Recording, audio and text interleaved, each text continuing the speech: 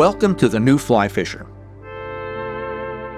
It is hard to believe that there are still places in Canada where you can drive to world-class brook trout fishing. Oh, fish on! But there are. Keep your camera on, boy. You're going to be seeing a lot of nice video. The Nipigon River, Lake Superior country. This is a very large river. Base flow is 12,000 cubic meters per second.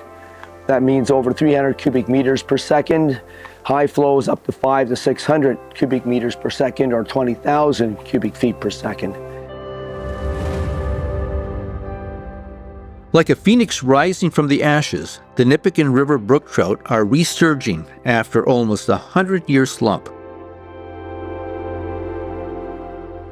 This week, myself and good friend and colleague Sylvia D'Amelio, CEO of Freshwater Conservation Canada, are traveling to the lodge at Red Rock on the shores of Nipigon Bay on Lake Superior in pursuit of trophy brook trout. I'm liking the look of those drop-offs. Yeah. High sun. More colder. Yep. Woo! Fish. Oh, nicely done, Jack. 0 to hero, apparently. 0 to hero. Oh, what a beautiful fish, Sil. Yeah, that's all right, Nate. Yeah, all right. There you go, buddy. There you go. Awesome. Congratulations, Sil. That's lovely. Stay tuned for this great fishing adventure.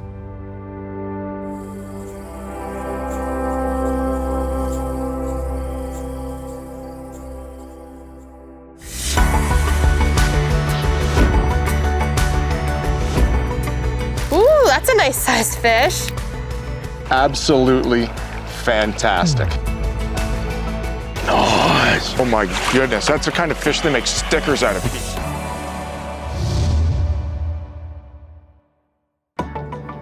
The New Fly Fisher is brought to you in partnership with Destination Ontario.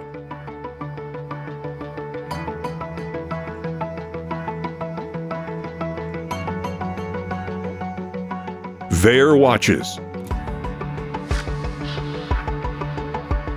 Scientific Anglers. Trout Unlimited.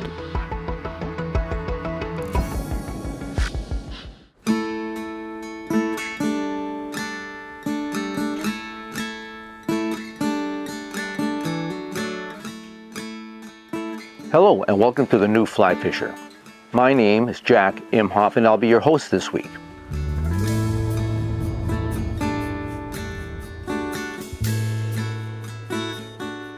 Along with me is a dear friend and colleague, Sylvia D'Amelio, CEO of Freshwater Conservation Canada, formerly Trout Unlimited Canada. We'll be based at the lodge at Red Rock and fishing the Nipigon system for huge brook trout. The adventure begins now.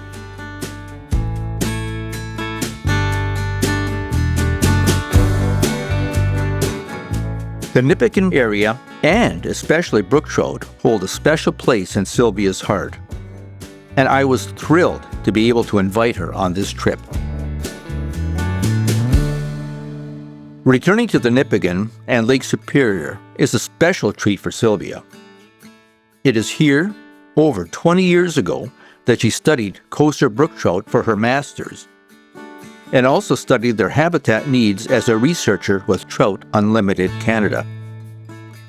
She caught many fish, made lasting friendships, and helped to provide critical information to help restore these fish and the fishery.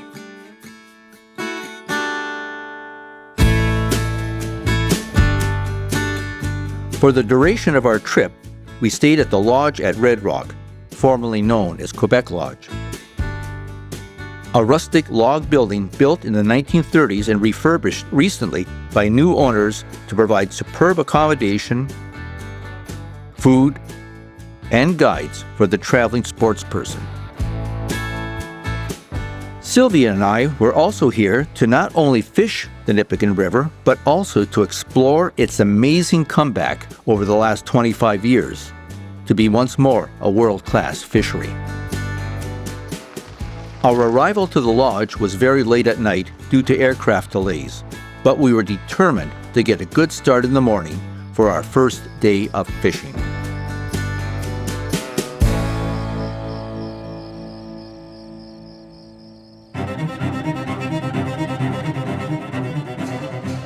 The morning dawned full of promise, with fog lifting off Nipigon Bay. Weather was going to be, unfortunately, warm for the day after weeks of hot weather.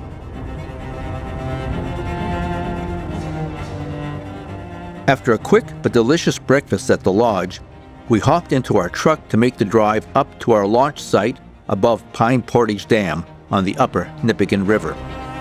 We followed the guides and their boats up to the launch site.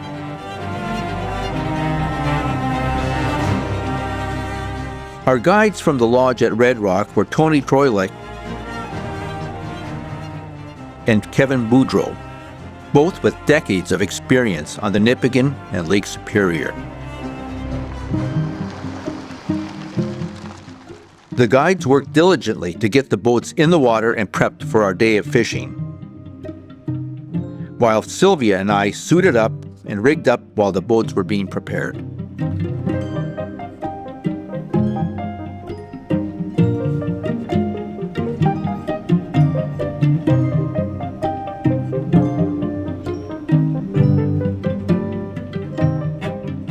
The weather was picture perfect.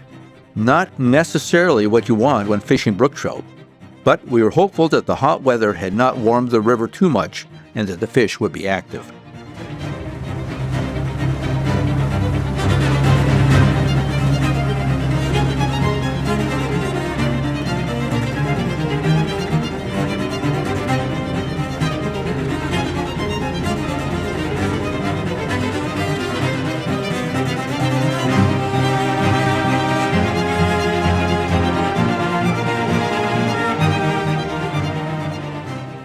The landscape of the upper river is breathtaking. The water, forest, and shoreline are unspoiled and roll on into the distance. You got all your gear in here? Yep, all my gear's in there. Tony mentioned that we would start the day at a location just downstream of Lake Nipigon called the Overflow. You can start rigging up while we're driving through. I gotta go slow if you wanted to. To get there required a bit of maneuvering on Tony's part. Right behind you.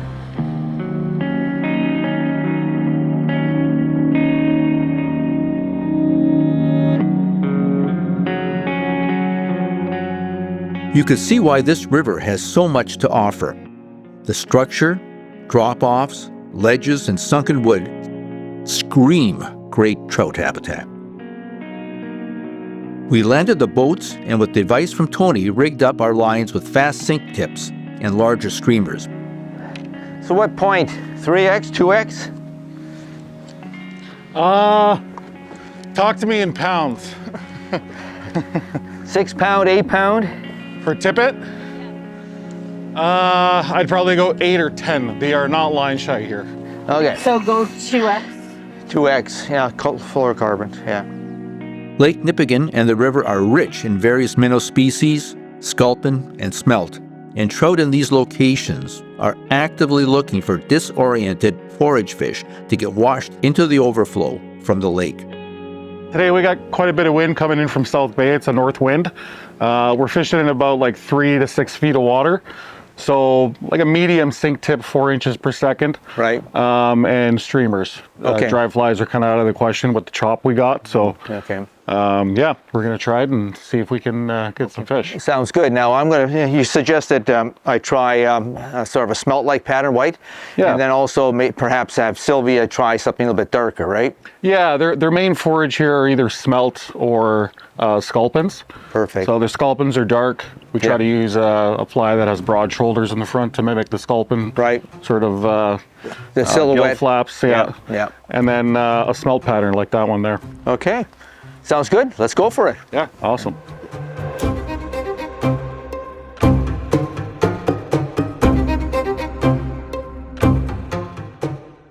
We agreed with Tony that we would start at the overflow and work that short section of water.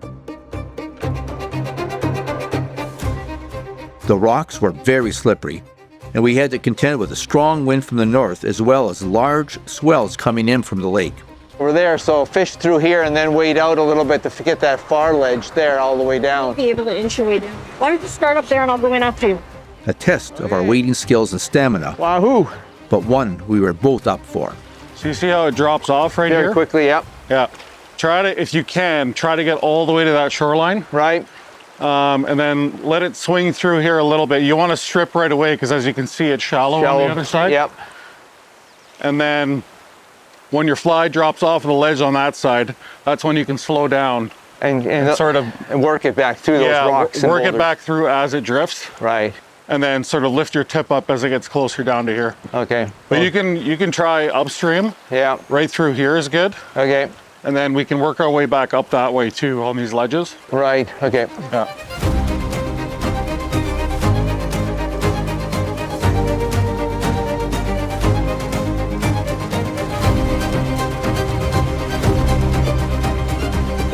Fish on.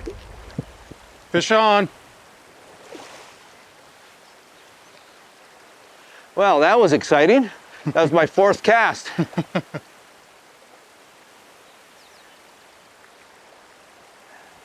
That was a beautiful take. Just the line just stopped.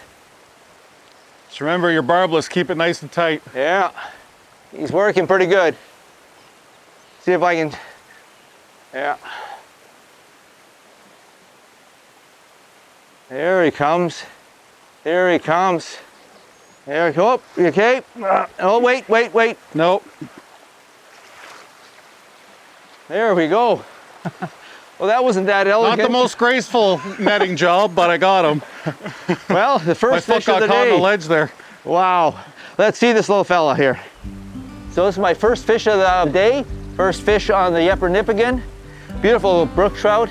These are resident brookies. They move in and out of the lake.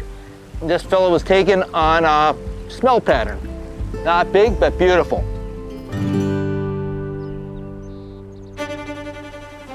Just look down and watch these ledges and just try to stay on the flattest rocks that you possibly can. We braved the challenging conditions for a while more, and then decided to move downstream and away from the big swells to the tail out of the run before it flowed into the deeper part of a bay. Whew. Well, that was exciting. How many inches per second is your sink tip? It's probably about 4 as well. Yeah, let's switch up to a heavier one. That one I don't have. I got it for you. Tony, what are we gonna do here? So we just fished the section upstream, and the waves were kind of big coming in from Lake Nipigon. So we're just gonna hop out on the boat. We're gonna fish the seam on that side, and then we're gonna come around to this shelf here off of this point and fish the current break on the other side of it. And then we'll head downstream to the lower section and get out again and wade the shelves. Those nice shelves. Yeah. Okay, that sounds like a plan. Thank you. As we prepared to fish the next section, Sylvia, Tony, and I reflected on the fact that we were seeing a good range of smaller fish.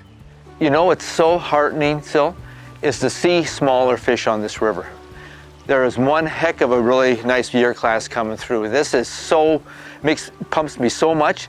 The big fish are wonderful, but to see the year classes coming through means this river and this lake are thriving. Yeah. Since I've started fishing this river, I've always seen smaller fish. Yeah. It's got a really healthy population, lots of year classes. Good.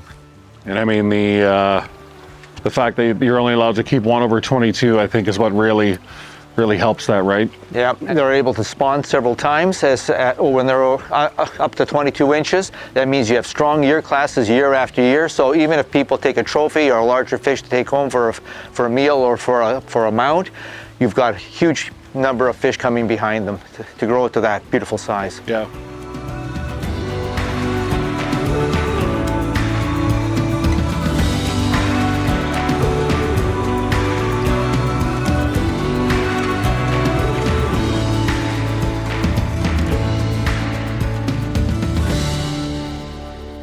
I'm going to kind of clear up the floor a bit. Okay. We'll get one in the bow and one in the back. Okay. And I'll stay in the middle. Tony wanted us to fish the next sections from the boat given their depth and flow. To hold position in these conditions requires a good trolling motor. Next stop was the narrows further downstream that Tony had pointed out earlier in the day. We can actually wade down as far, just past that little tuft of grass. Right there, yeah. And then work that ledge along there. Actually, right where the boat is right now. Right here, we cut through, Yeah. so I'll fish it Through, from that right side. through here. So I'll fish from that side this way. Yes. Yeah. Right, got it. And walk that ledge. Slowly. Yeah. You can walk it to about right here, and that's Okay, it. right here, okay. So I'll stay Now, around that. now you're gonna see the structure you're gonna fish. So you kind of let it swing through this deep hole, Yeah, right here. and then as you retrieve up, you retrieve it back towards the ledge, and they usually hit it right at the edge of the ledge. Okay, there's the ledge there. I can see Yeah. it there. Yeah, okay, got it. Nice. But you have to come through here to be able to get out. So I prefer to go fish the top first Yeah. and let the fish settle down after you spook them all. Yeah. When it's calm and there isn't any ripples, it's hilarious. You can see them sitting on the ledges. Oh man. Yeah.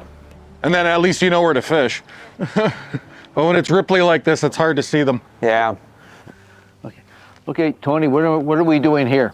So here we're walking along a ledge where it drops down to about 10, 15 feet. And just to start, because we have no backcasting room, you're just gonna roll it out. Right. And sort of let it sink down towards the ledge and then work it off the ledge. And then once we get past this bush, we can start double hauling it over to the other side. And there's a ledge on the other side as well. Work it off that, let it sit and swing in the deep water, and then work it back up the ledge. Back up. Okay. As it comes closer. Okay. They'll often sit right on the inside of this ledge, and either right before you see your fly or right as you see your fly come up, they'll come up and grab it. Wow. So Okay. don't be afraid to sort of let your fly just sit there as you're bringing it up. Right, hang for a Yeah, second. yeah, let it hang there. Okay. Yeah. Okie dokie. Let's get to it. Let's get to it. That's right. The narrow, deep channel through this section offered great habitat for trout. The structure provided an ideal location for trout to hold and wait for food funneled down through and into the narrows.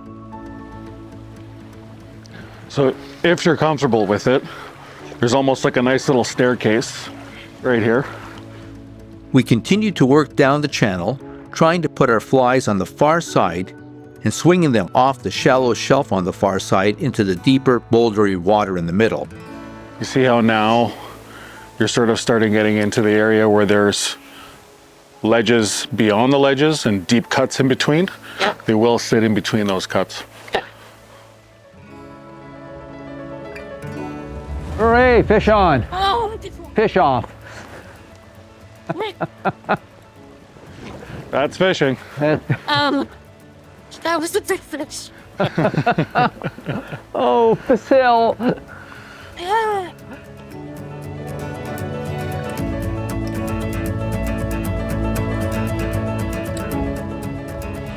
Oh, oh dear God, heaven.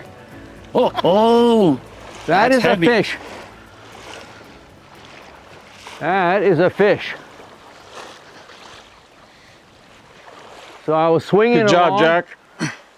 I'm just trying to keep him off that ledge. I'll be able to get out to the ledge here. Yeah, back here. I don't know if he knows he's hooked. A sec here. Nope, nope. Got him. Got him.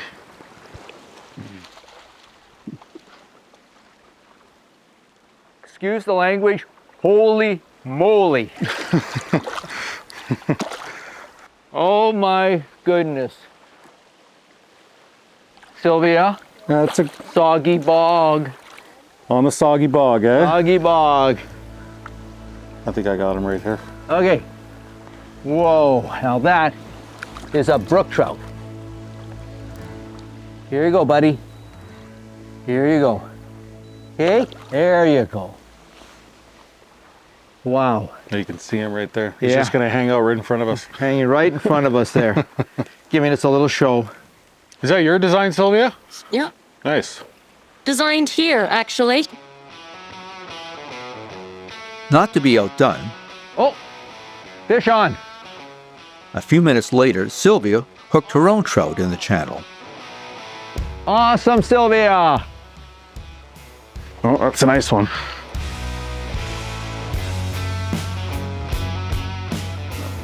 If you take a few steps back, Sylvia, Yep.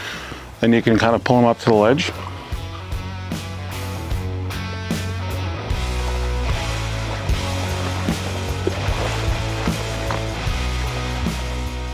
I did it again. It was acrobatic. It was lovely. It was awesome. That's a good looking fish. Not super thick, but again, it's a really long one. You're welcome.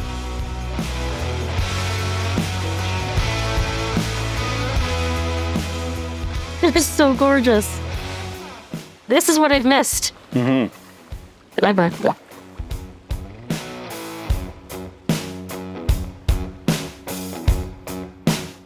The day was getting late and the sun was getting low. You got the time, Kevin? 3:30. As we continued to work the channel, both from shore and then from the boat. But soon, it was time to head back after a great first day of fishing. Before we called it a day, I had a chance to ask Tony about his time and experiences on the Nipigon system. I first started fishing the Nipigon River in 2008. Originally, I was just fishing from shore, and then I was doing some recurring work up here in the summertime, so I decided to bring my boat up, and then I started accessing it with my boat. The Nipigon River, to me, is a destination in the world that is known for trophy brook trout. It's also a indigenous fishery. It's where the fish originally come from, which I feel like in the fly fishing world is a very important thing. I feel like the limits with originally the 1/18 and then the 1/22 really helped protect the spawning population of fish on this lake. They've definitely seen an increase. That's been commented on by anglers, and That is a beautiful fish. I've definitely seen it over the years that I've been fishing here. So I feel like it's been a really important thing to protect those spawning fish and have a lot of good recruitment with the younger populations. And we saw that today with the size variation of fish that we caught. I feel like that's been really the most important thing. I really just hope it's maintained the way it is. We've been seeing fish 25 inches plus in the last few years. Last year, I believe it was 2 years ago, I caught my biggest. It was 25 1/4. You know, the fish was pushing 10 pounds, if not over. It looked like a lake trout. I just hope to see that again and again for future generations. It was great to get back to the lodge for a well-deserved and excellent meal with friends. But it will be an earlier start tomorrow, but then we'll get into a routine of getting up earlier and coming back.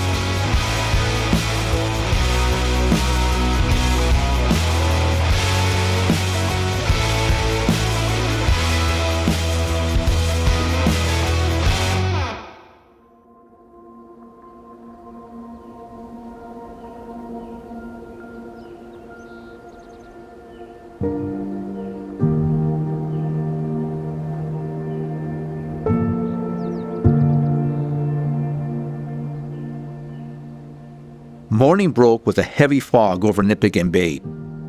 Despite the fog and mist, the day was supposed to be another picture-perfect summer day. Despite the perfect weather, we were all pumped to get back on the river, but first, we had a great breakfast to fortify ourselves for the day.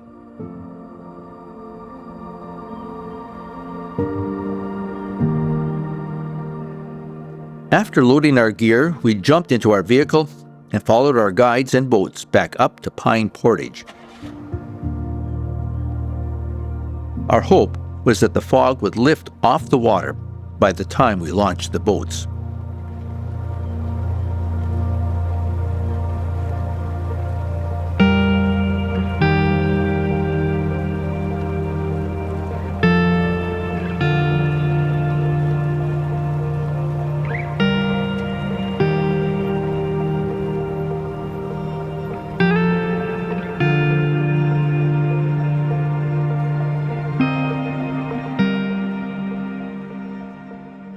We loaded our gear and prepared to head up the lake portion of Pine Portage to the upper river.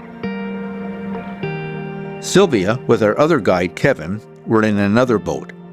Our destination on the main river was the former site of Virgin Falls, a reach near the now submerged Rabbit Rapids.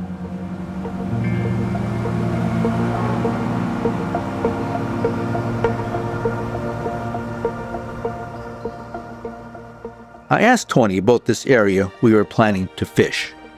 This location here is Rabbit Rapids. This is where Dr. Cook caught the world record back in I believe it was the 1800s? 1916. 1916, close. And now it's currently, 20 feet plus underwater. We're in 31 feet here, but this used to be a whitewater section of the river that was a good spot.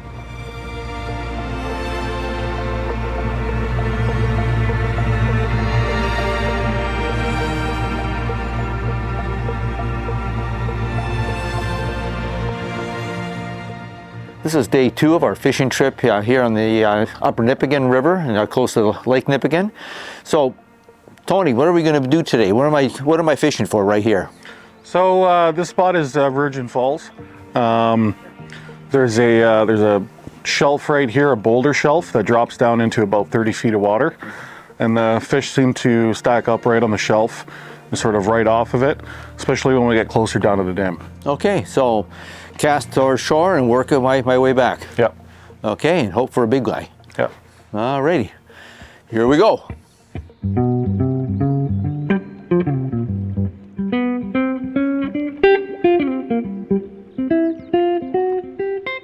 Any type of retrieve, special type of retrieve, or just usual?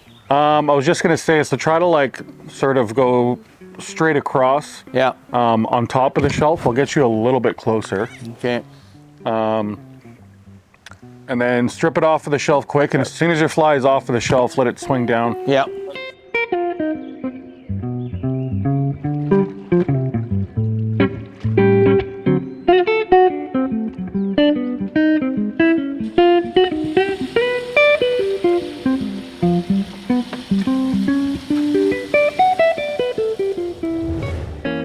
Fish on. Whoa. Okay, move down here, Jack. I'm coming. Just let me reel in a little bit tighter here.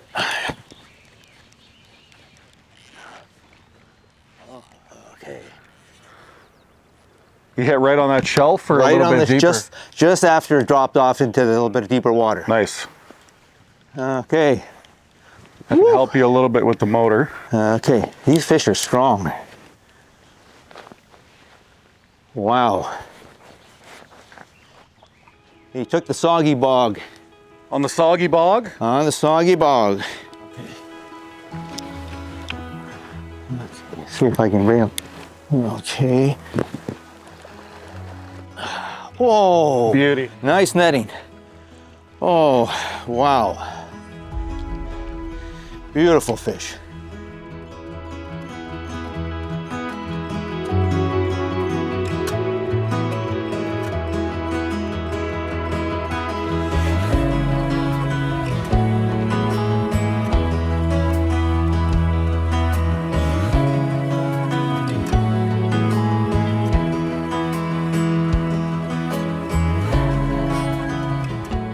Alrighty.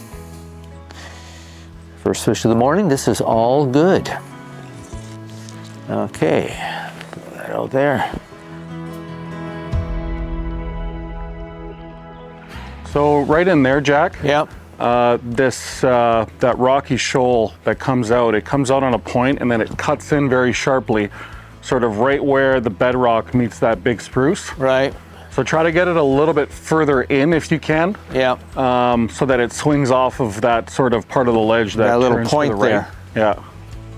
Yeah. And as we get further down, it'll be a little easier for you to get in there.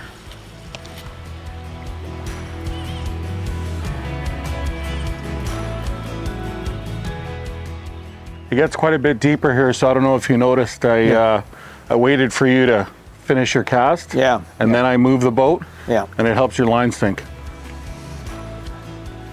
I could also throw them end upstream a bit more. That might help too. Yeah.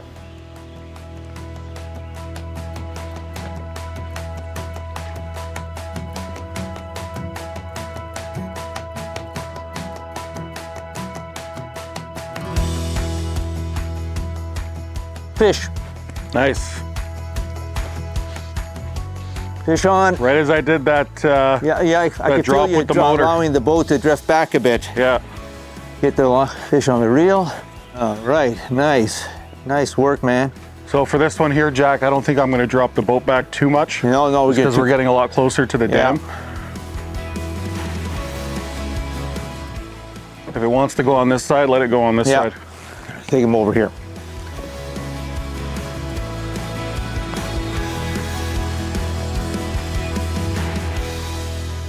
I felt a couple of taps, and then suddenly I felt weight. Oh, it's dogging you. He's dogging. He's dogging. Yeah, he's dogging down. Okay, oh, come on, buddy.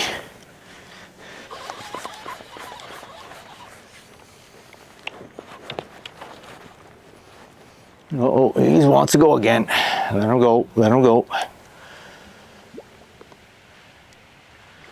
Okay. See if I can, I don't think I can tilt. Pull it. Got him. Woo! Nice. About the same size as the last one. Yeah. Awesome, man. Yeah, right about the same size. Yeah, beautiful fish. Yeah.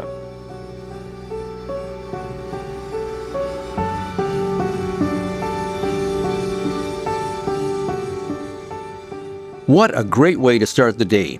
2 beautiful fish in less than an hour. It looked like it was going to be a great day, but things became much tougher as the day progressed and the sun continued to shine down. Every island has shelves like these around it. Wow. Not current though. That's why this spot is particularly good. Yeah.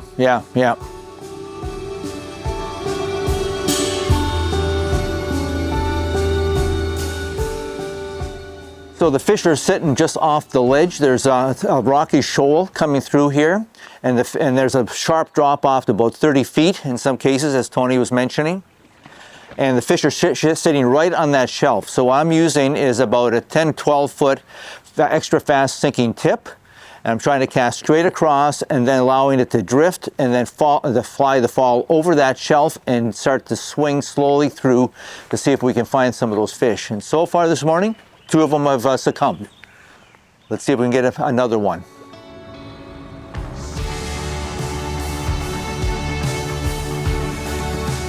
One of the additional things that really helps with getting the sink tips down is if the guide drops the boat slowly downstream with the drift, that allows the fly to sink deeper and the sink tip to sink deeper and swing better. So Tony's been doing a great job of that for me. As a matter of fact, the last fish I got was definitely using that technique to help the fly sink deeper and swing better.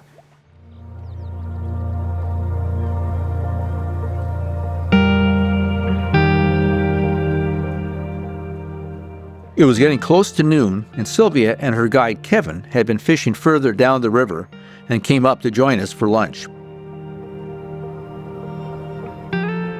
We decided that Sylvia should fish in Tony's boat for the afternoon, and I joined Kevin in his boat. Before we started to fish again, Tony explained the setup for Sylvia for the afternoon. Just to talk about the setup that we're using here today, we got some aggressive weight forward floating lines. You need the aggressive tapers to be able to cast the sink tips that we use. And what I'm using here is a tapered 8-foot extra fast sinking tippet. Sinks at about 6 or 7 inches per second, and we'll connect that with a loop-to-loop connection to the floating line. And after that, we use a pretty heavy line. I'm using 12-pound test leader or tippet material, and we put about 5 feet of that on. The fish here, they're not very line shy, and guarantees getting it to the boat and not having to worry about breakoffs. So yeah, what you're going to do here is you're just going to cast about 5 feet into the shelf on the shallow water, and then work your fly off the shelf. As soon as it comes down off the drop off, you're going to let it swing down and just give it some life and some action as it's going down into the swing. And then once it swings down out past the back of the boat, you can retrieve it in with a strip. So no retrieve until you got the swing. Yeah, you still want to give it a good amount of life. So now you still want to strip a little bit right now. You're still kind of right on the edge. Mm-hmm. Hey, Tony's done the classic guide thing. I got hung up on the stones 3 times. He's moved me further away now. Been there, I've done that. There's no fooling you. No fooling me.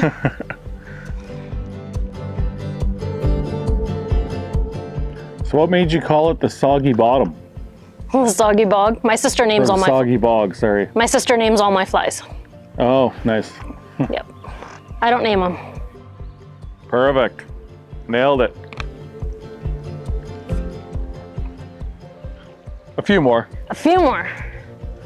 You never know. Nailed it. 3. Can feel that current. The use of the GPS-controlled Mancoda trolling motor was a blessing because it was able to hold the boat in position in the strong flow so that we could properly work the fly.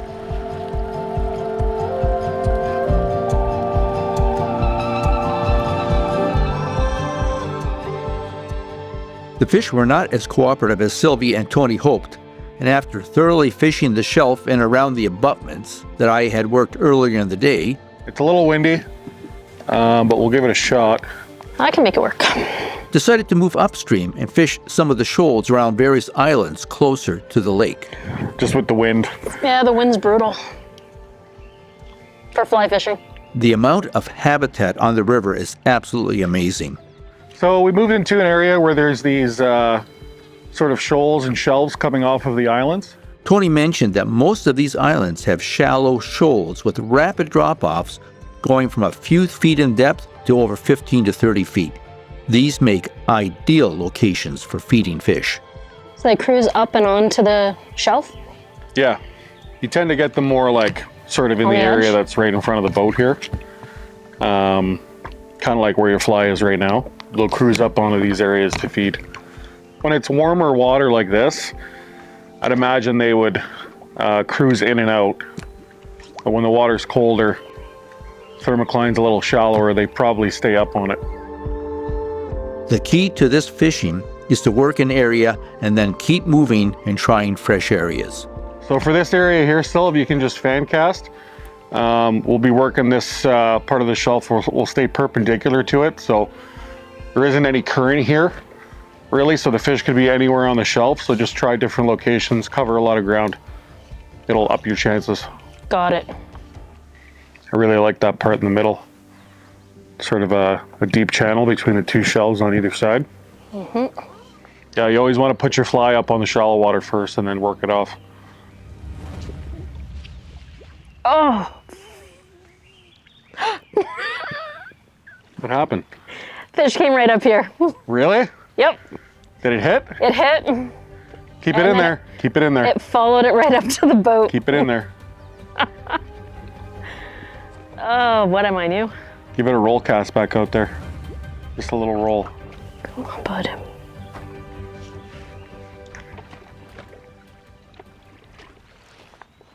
There it Gotcha. is. Nice. Oh. Yeah, we're changing out that. Put another roll out there though. By the time we change it out, it'll be gone. You didn't have it on for that long. It might come back. Do one more. Try as she might, it was a challenging day for Sylvia. The fish just were not cooperative. Likely a combination of bright weather and warmer than normal water temperatures sitting in the mid to high 60s rather than the normal mid 50s. The day was coming to a close and the thoughts of a short, relaxing time before dinner came to mind. So we all decided to call it a day and head back to the lodge. A challenging but fun day of fishing. We were all looking forward to the next day.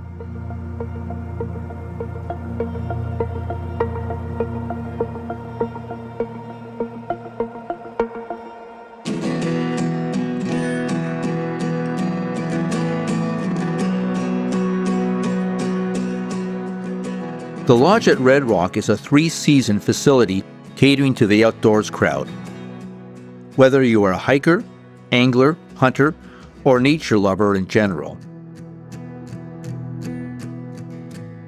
Perched on the high hillside overlooking the village of Red Rock and Nipigon Bay, the lodge offers all the amenities an outdoor lover could wish for. I had a chance to ask the general manager of the lodge, Peter Whitby, about what the lodge offers. The lodge located behind me originally was known as the Quebec Lodge. It was built in 1937 by the paper mill. So Red Rock traditionally had one of the biggest paper mills on earth. And the lodge served as a place for the executives. So when they would come in each summer from Montreal, the executives would stay here. They wouldn't stay in town with the townsfolk. They would have their own chauffeur, their own bartender, chef, and it was really an exclusive place for a long time. The BMI Group is on a mission to grow the community of Red Rock, Nipigon, and this entire north shore of Lake Superior. We want to grow the community in a way that benefits the people that live here.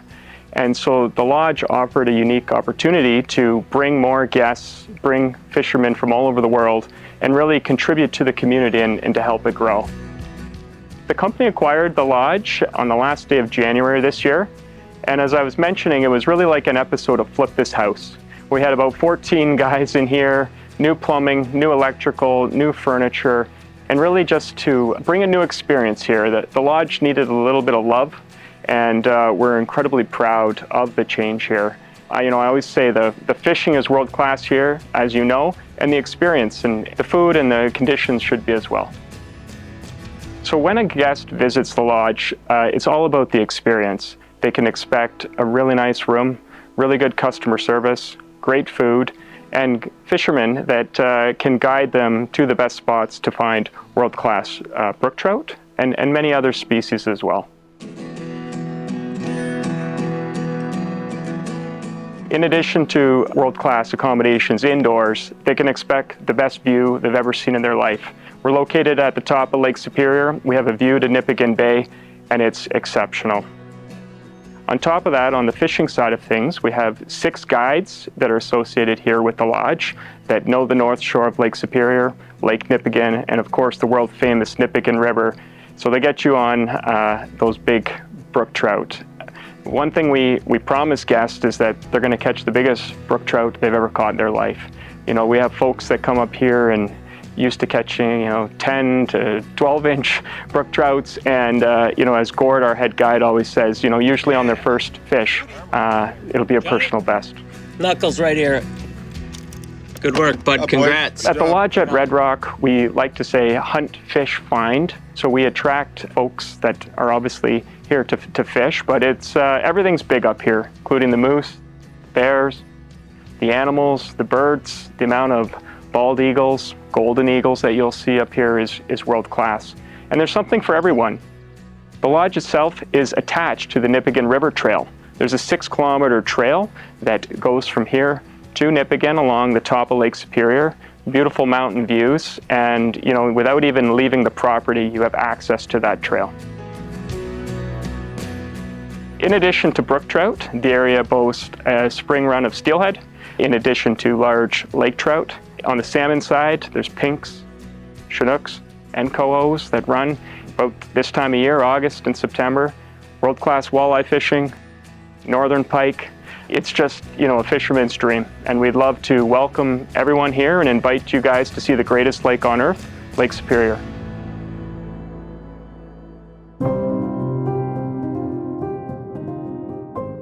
The next morning dawned foggy and cool, and the weather forecast was more of the same. Bright skies, few clouds, and warm temperatures. Not necessarily ideal brook trout weather, but our hopes were still high. We headed for breakfast to meet our new guide for the next 3 days, Chum, another of the great set of guides offered by the lodge. Also at breakfast to take other guests out was another guide and good friend of Sylvia's, Gord Ellis, longtime outdoor writer and great angler.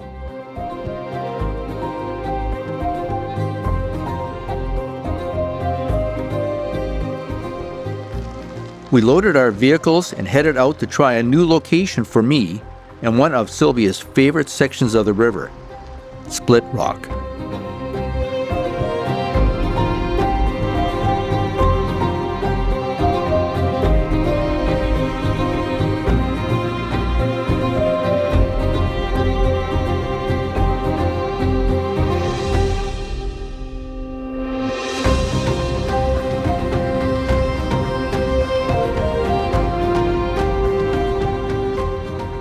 We arrived at the launch site and began to launch the boats while Sylvia and I rigged our tackle for the day.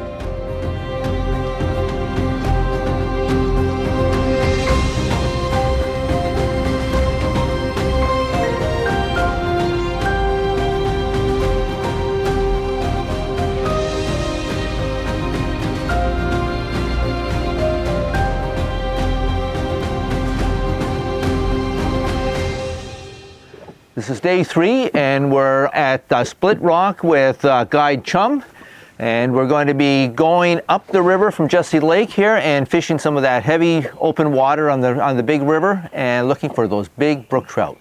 Today's going to be a gorgeous day. We're going to be doing different type of tactics and all on the fly rod today, right, Jack? Yep. And we wish us luck, and hopefully we land a big one today. Perhaps one of the loveliest boat trips I've ever had in Northern Ontario is the trip up Jesse Lake towards Split Rock. The river is flanked by tall hills and rugged fluted cliffs.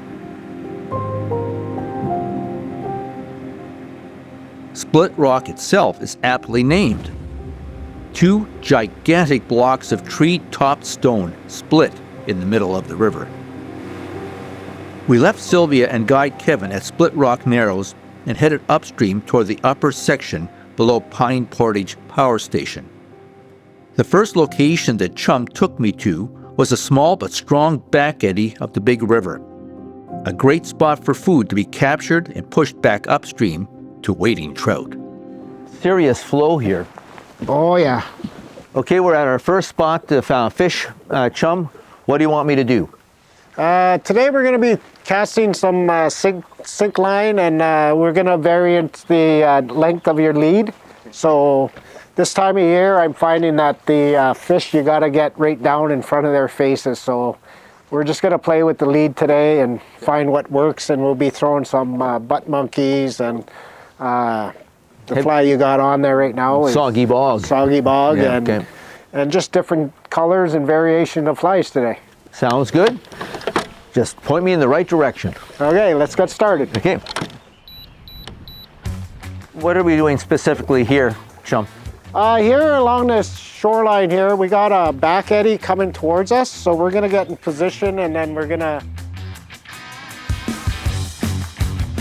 start out here a little bit, and you're gonna be casting up and let your fly drift through that back current.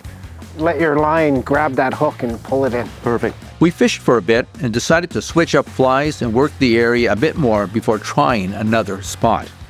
Nice size. Anything too big, I'm finding something like this maybe. Yeah, we can do one of these. Waiting for that wind to die down for a second. Yeah, it's coming up. Yeah. There were a number of challenges we were dealing with. The day was very bright and clear, again. Just like the last several days, mild and with a strong wind. Water temperatures were still very warm for the trout, so we had to go deep. Nice. So, slow and deep was the mantra of the day. Oh, there's got to be something sitting there. Well, maybe There always they may be is. hunkering on the bottom there. After an hour or so, at the first location, So this current goes from that bald rock, Yeah. pushes it in, and it runs all the way back. It's never back. we decided to move across the river to a larger back eddy on the far side and work our way along the eddy and shoreline back towards the main flow.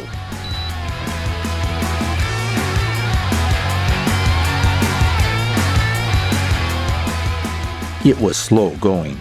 Try to start at the bald rock and then work your way to that dead tree, Yeah, and then we'll jog in. okay. Okay? We're Okay. gonna do this whole shoreline right up to past where it goes to the flat rock. Well, your fly's gonna be drifting in towards the bay. Yeah, so just twitch, right? Yeah.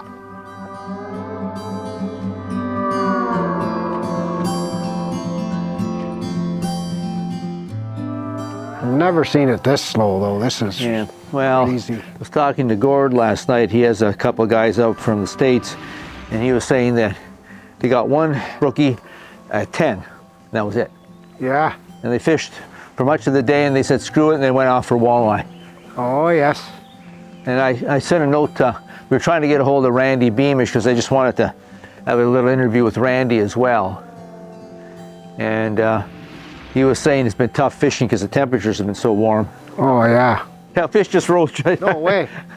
Let's get over there, Jack. I did see a fish roll in the nervous water on the edge of the main flow, and we moved towards that direction.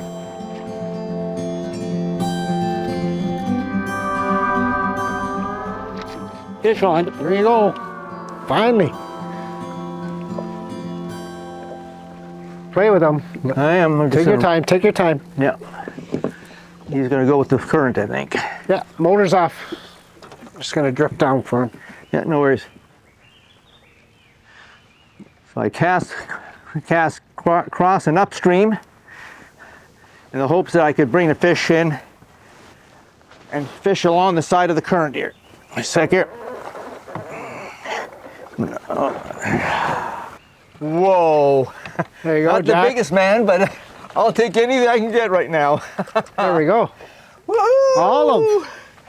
Olive. Olive, the olive. Good one. Good choice, sir. And the olive came off.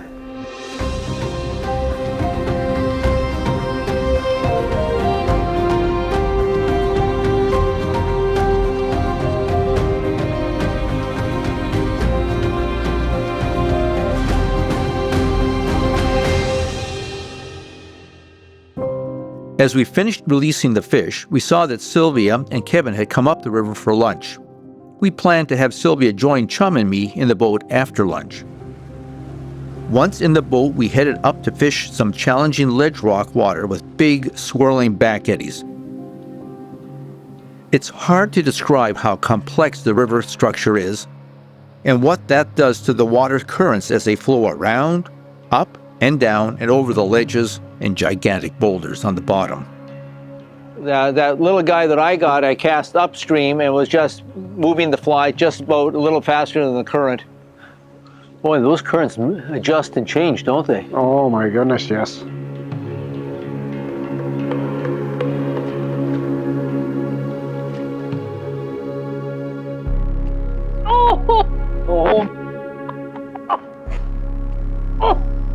So they like white that time. Where was my hook set on that? I don't know. Oh my god. Okay, we're gonna move up. We only had the one hit, eh? No follows? We decided to move further upstream through the heavy water to a section that had a good seam to work. Well-defined seams on big rivers are great places to fish. Trout can sit just out of the heavy water and watch the food go by on the current conveyor belt. You put the trolling motor down? What's lovely is seeing these smaller, I mean, we all want to catch the big fish, but it's lovely seeing the smaller year classes. Gansers.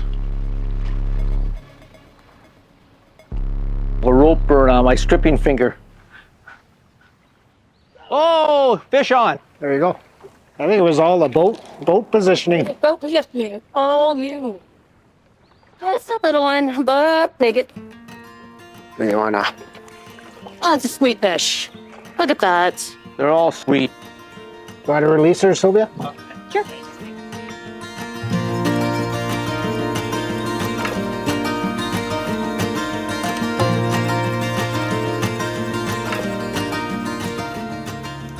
We thought we would try one more spot further upstream, closer to the dam.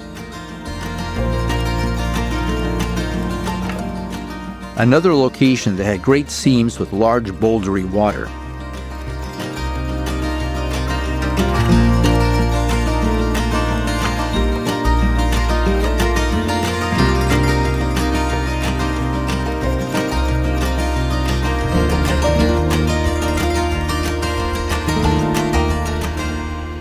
Longer the swing. You get a longer swing down that way.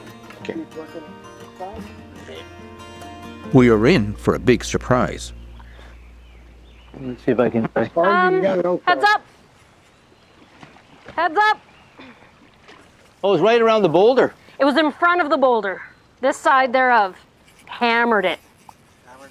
Hammered it. Right in front of it. But you know what? Oh, that's a nice sucker. They count too.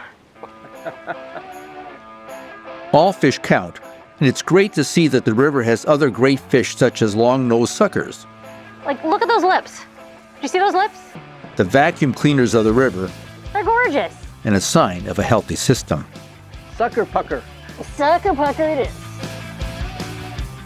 There you go, bud. Woohoo! All right, well, I'm into multiple species now. Yeah, I'm not. I'll take that. Despite slow fishing, the scenery alone on the way down was worth it. Try as we might, the flows were down, as were the fish.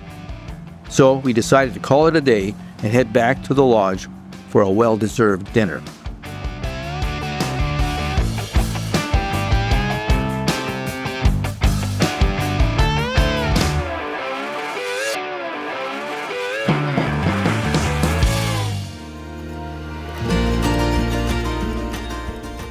Over the last 20 years or so, many avid anglers have been coming up to the Nipigon.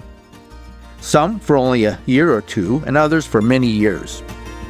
We had a very enjoyable time over a couple of breakfasts and dinners with two such people, Keith from Minnesota and John from Wisconsin. Well, last year was my first, and I am not a big brook trout fisherman. And so John graciously invited me to come along on this trip last year. And I'll always come back as long as I'm able. Enjoy this great country and the beautiful fish. Yeah, caught a personal best last year, 23 inches. Got him! Right on! We're hooked, just like the brook trout, after this type of experience. So today was a fabulous day. 72 degrees temperature, the water much cooler, but you couldn't have asked for probably a better made day, up here in this region. Nice work, man. Good guy. Nice work.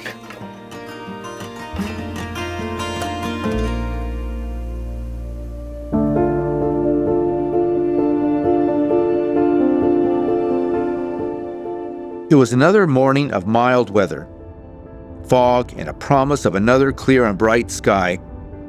We decided to give the Upper Pine Portage section one more try, given the conditions and our success from a few days before. Again, there was a heavy mist on the water, but the sun was shining, so we got our gear, loaded the boats, and headed out. Me with Chum, and Sylvia with Kevin for the morning. Well, it's day 4 of our fishing adventure here up on the Nipigon watershed. To be honest, it's been a tough week. The weather has been beautiful and warm. The river temperature has been a bit warm as well for the fish. We've been catching fish, but it's been a bit of a slog. We're hoping today we'll start seeing some more of these big, beautiful brook trout. So what are we going to do today, Chum? Today we're heading up to Lake Nipigon. We're on the top end of Pine Portage Dam, which is Forgan Lake, and this is the most northern part of the Nipigon River system. It leads into Lake Nipigon. We'll be fishing Virgin Falls and some of the islands leading into Lake Nipigon today. Perfect. Looking forward to it. All right, let's get going.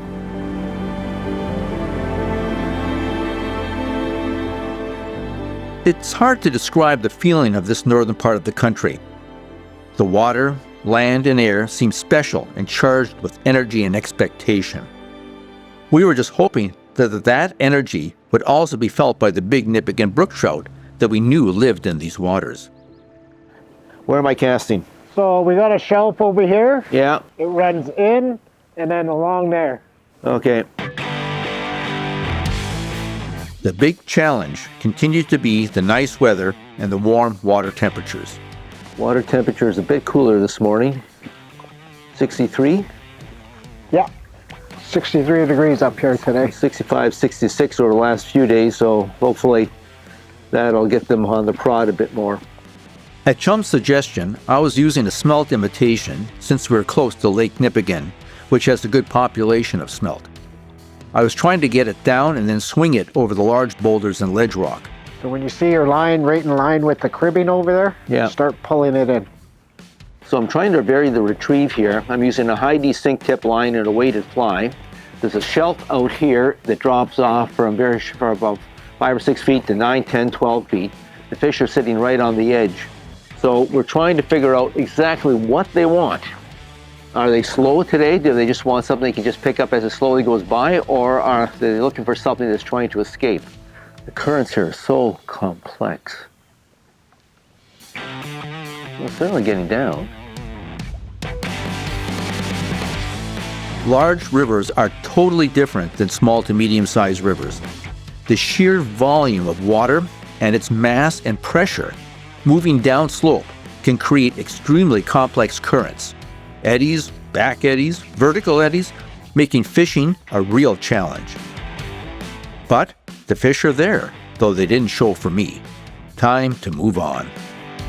We began to work our way further up from the point towards the old dam where Sylvia and Kevin had been fishing intently for a while. Nice one, Sil. On what? Soggy bottom. No. Okay, soggy bog it is. Oh, what a beautiful fish, Sil. Yeah, that's all right, Nate. Yeah, all right. There you go, buddy. There you go. Awesome. Congratulations, Sil. That's lovely. We continued to fish up and above the old dam for a bit, trying the spot where we had moved fish a few days before.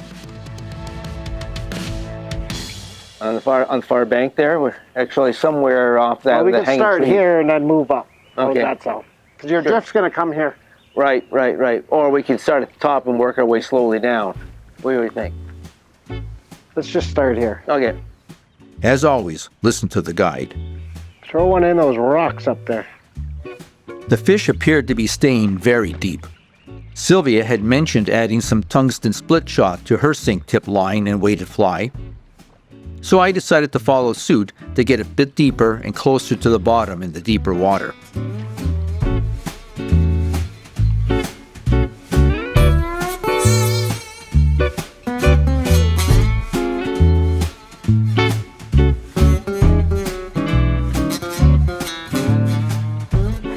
That was a tap. I would not have felt the taps if my rod tip had not been low to the water. Keeping that tip low when fishing swinging flies is critical. Yeah, temperature's dropped a couple degrees. I called over to Sylvia in the other boat and mentioned that I had had a few taps and thought I would switch it up a bit as well. This one I put back the soggy bog. The tactic appeared to work for Sylvia. Got one. Look, The day was getting very warm and my stomach was telling me that it was likely time for lunch. You guys good for lunch?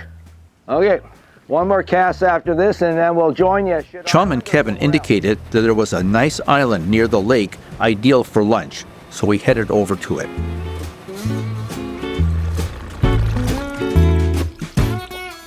While relaxing over lunch, I asked Sylvia, who has done so much research on the Nipigon and Lake Superior, to provide an overview of the Nipigon system in this area of Lake Superior.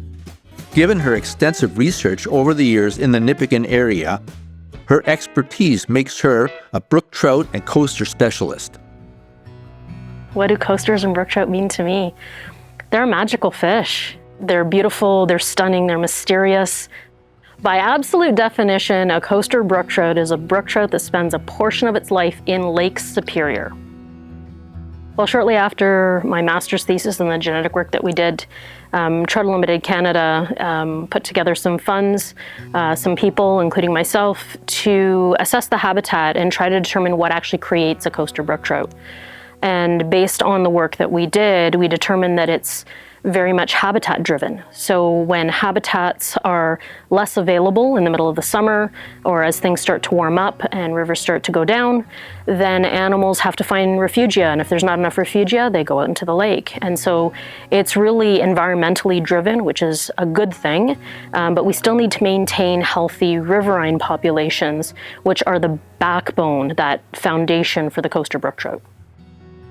We've done so much to alter the habitat, especially when we're talking about coastal brook trout, between the dams, the hydroelectric dams on the Nipigon River system, the crossings that hamper passage upstream, rail lines, highways. We've hampered the animals' ability to fully utilize their entire habitat. So, you know, are they making a comeback? They absolutely are. And we definitely have more brook trout and more coastal brook trout than we did before. And, you know, the size is growing and increasing, but the work is far from done if we want to have really, truly healthy, stable populations. We need to monitor closely harvest rates, but also angling rates. We know that, you know, catch and release is a good thing, but catch and release multiple times in a day of a single fish is really hard on a fish, and they may not survive that. So it's really important that we monitor this as the fishery is becoming more and more popular. So Trout Unlimited Canada was critical in getting involved in the changes in regulation, along with the Ministry of Natural Resources and a lot of other organizations, in increasing the minimum size and decreasing the number of fish that could be kept. Also in putting in place the single barbless regulation on Lake Nipigon. So all of these tactics have reduced the harvest of critical age fish and allowed them to grow larger. You know, we need to make sure that we're doing our utmost to protect these animals and giving them a leg up on future spawning.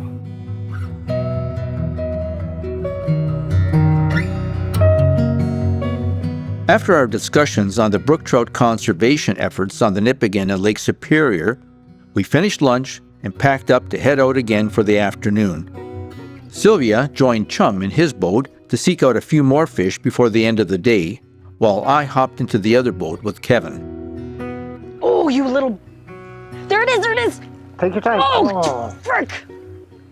Come on! After a bit, Chum decided that it was time to try another spot.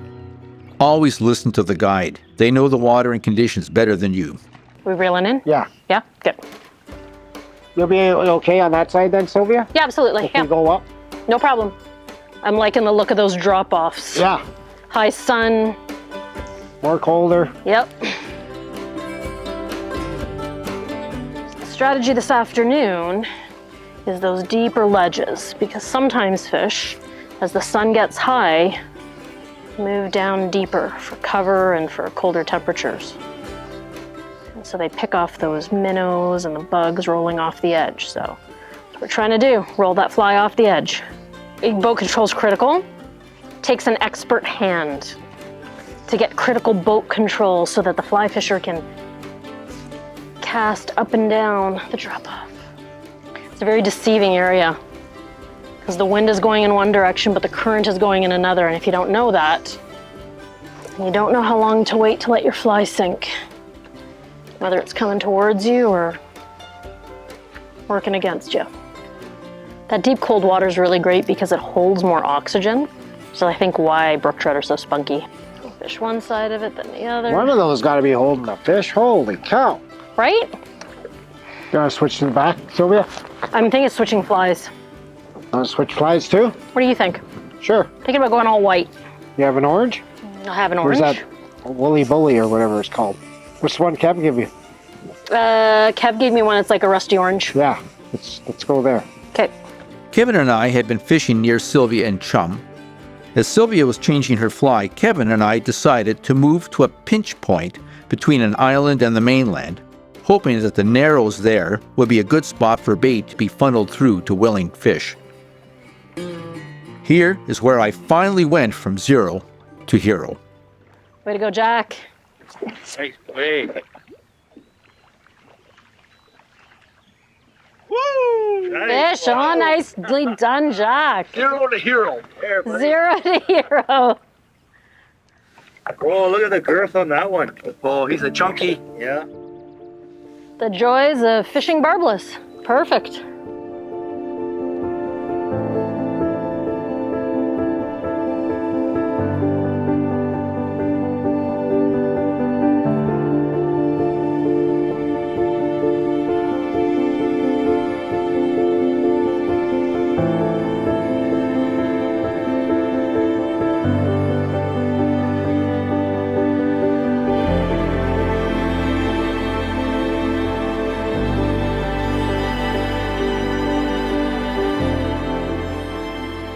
It had been another great day of fishing. Though tough, it was very enjoyable and made even more enjoyable by the great company.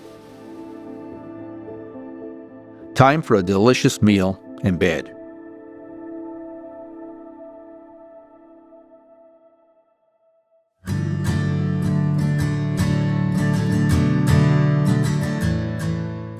I had the opportunity to ask two knowledgeable anglers and conservationists about their perspectives of the Nipigon in this area of Lake Superior. Gord Ellis is a long-time outdoor writer, angler, and guide who has lived in the region all his life. And Randy Beamish is an avid angler and former guide who has also spent the last 30 years fishing in this area. Well, the Nipigon always was a dream of mine to fish it, and I was lucky to move here in the mid-90s and got a chance to see it early on when it had been heavily exploited, and there was concerns. Local fisheries management was concerned about brook trout levels in the river itself. Well, when I started fishing here in the 80s, the fishing sucked. It was very poor. Like if you've got a 13 or 14 inch brook trout in a day's fishing, that was a big deal. And there's a whole bunch of reasons for that. You know, there's harvest and water levels and all sorts of things. In the last 20 years, due to some really good regulation, some forward-thinking regs, and also water level control, the fishery has come back a lot, and it's quite an impressive fishery. The overall regulation now is pretty simple. It's one fish, 22 inch. Anything in the Nipigon, its tributaries, Lake Nipigon, its tributaries, and the North Shore Superior and its tributaries. Overall, it's been a huge success, in my opinion. The bottom line was regulations were put in place that protected these fish from overharvest and allowed them to spread. And what's interesting about the Nipigon system is, you know, the river, the lake, and the bay here have really taken off, but it's spread. It's so interesting to see how especially the coasters have spread back to, you know, where they hadn't been for years and years, and that's how important the Nipigon system is. What does the Nipigon mean to me? It's one of those places on earth that's very special. It's the epitome of wild things to me. It's, you know, seeing a 25-inch brook trout, I don't think there's anything more beautiful in spawning colors here in late August. So it's a special place, and it should be cherished and protected. So if you're a brook trout angler and you've never come here, you know, it's something you need to do because it is a special place, and it's unusual. You know, it's just to see the size of the fish. You know, they're only 4 or 5 years old, and, you know, they can be 6-7 pounds. It's a pretty phenomenal thing. Fishing the Nipigon system can be challenging. You are fishing big water that can have strong winds on occasion, with fish often sitting deep, especially during hot summer months. With that in mind, our tackle for this trip included rods in the 6, 7, and 8 weight category. This included good reels with floating lines for dry fly fishing, as well as high-density sink tips and intermediate lines. We also carried sink tips to attach to our floating lines, ranging from 3-inch per second sink rates to 8-inch per second sink rates. Leaders were 9 foot when fishing floating lines, but shortened to 30 inches when using the sink tips. These fish are not leader shy, so tippets range from 8 to 12 pound test. Given that the fish tended to be deep due to the warm water temperatures, we used a variety of streamer flies of various types, shapes, and colors. Flies included the butt monkey, Sylvia's soggy bog, which was our high producer, the articulated butt monkey, black zonker, Jack's rabbit smelt, purple bunny leech, Jack's purple and black pork belly streamer, Jack's olive pork belly streamer. All these flies had weight in the form of cones or dumbbells, and in some cases we had to add 1 or 2 tungsten split shot to get it down. For those of you who value time spent outdoors, investing in reliable tools is essential to making the most of your experience in nature. A durable, affordable, and timeless wristwatch is the perfect companion for any angler. And that's exactly what Vair watches are built for. Assembled in America and backed by a guaranteed waterproof warranty, Vair watches offer the ideal balance of affordability and performance. Stay on time and focus on the moments that matter most. Our final day at the lodge dawned cloudy and windy with a chance of rain. Finally. We got up earlier to see if the fish would be more active earlier in the morning. Once more, we chowed down on a great breakfast and got our gear together to try the lower river for a bit. It was still early morning when we launched the boats at the Nipigon Marina. Sylvia and I quickly started to pull our gear together in order to get out onto the water since this was a busier section of river.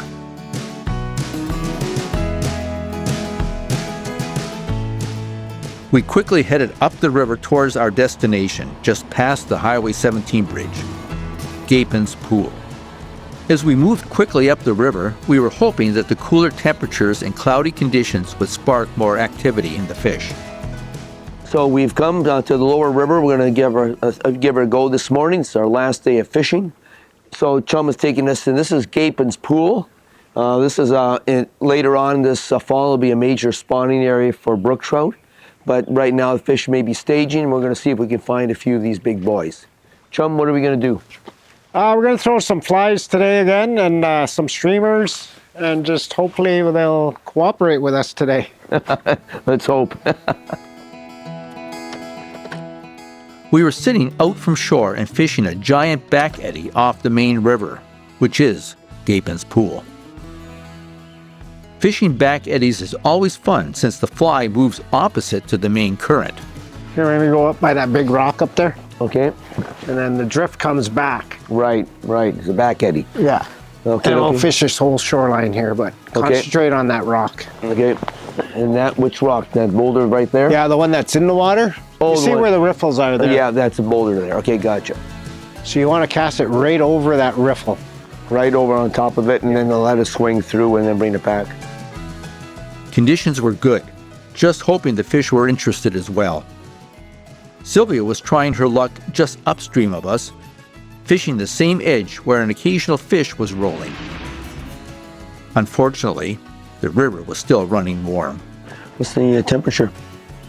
We're at 65.6. Warm.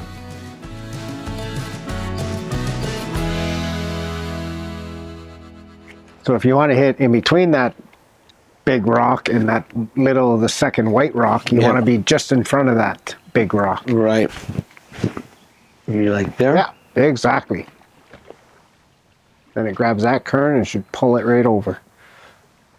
Did you feel the rock? Just a little bit of a snick as the line went over it.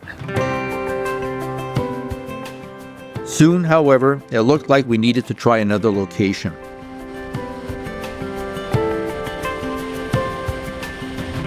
Chum suggested that we head back up to his favorite water on Jesse Lake and around Split Rock.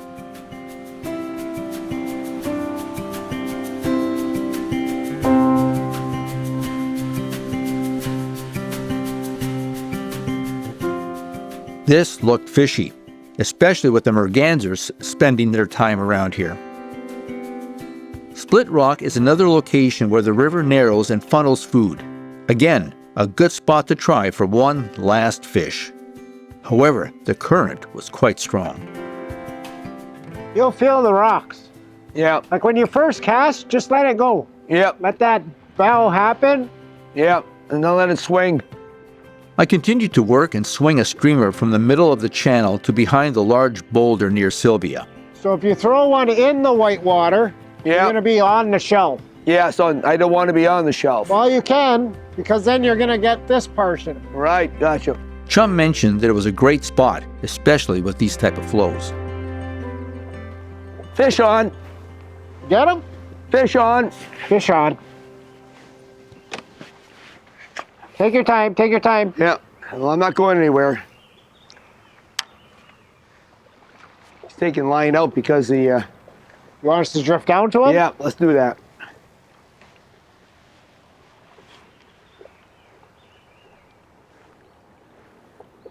You're okay. So I think I'm okay.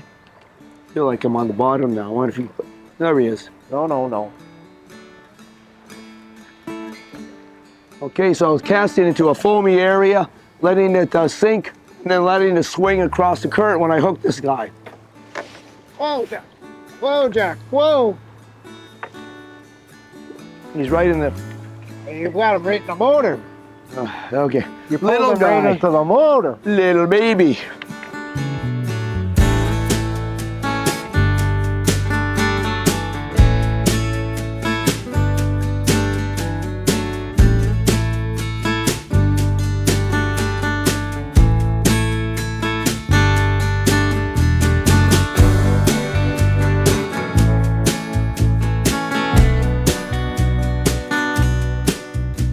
It was getting late, and Sylvia and I tried this good spot for a bit longer, but time was running out on our trip. We had had a lot of fun, shared stories, and discussed our favorite topic, brook trout conservation. But it was time to head home. Well, it's the end of our fishing trip. We've had 5 great days here up in Nipigon country. We've fished a whole variety of water from the lake areas around Lake Nipigon all the way down through different sections of the river. We've caught fish every day, some very good fish, some beautiful smaller fish, but it's been a really good trip.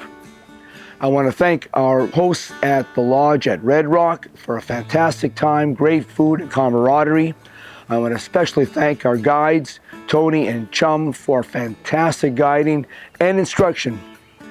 And I want to thank all of you for watching this show. If you wish to see more episodes of The New Fly Fisher, just go to www.thenewflyfisher.com. See you next time.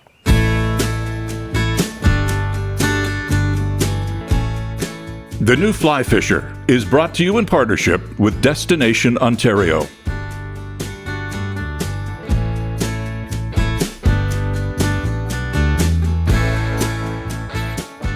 Vair Watches.